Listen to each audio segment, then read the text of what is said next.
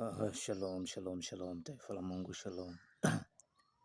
Leo nimekuja kuuliza nyinyi wanawake ambao mpo kwenye ndoa, ni kitu gani ambacho kahaba amekuzidi wewe? Naona kuna watu wengi wanaamini kwamba makahaba anatumia uchawi. Hakuna uchawi kwenye mapenzi. Okay, naomba unipe nafasi nikuambie kitu kimoja. Kuna vitu ambavyo unapaswa uzingatie mume wako ambavyo havitaki. Cha kwanza, unapaswa uwe msafi. Cha pili, unapaswa uwe mtiifu. Cha tatu, kwanza unapaswa ujielewe, yani maana yake akili timamu ya kujitambua. Ya nne, uwe na hekima. Uwe na nini? Na hekima.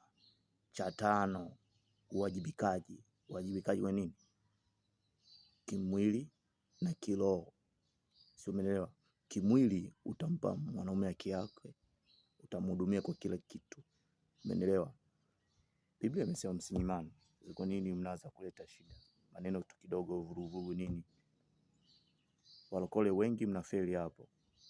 Mnaweka imani mbele pasipo kutumia akili. Tunawafundisha ndoa muende kukaa mwilini, sio rohoni.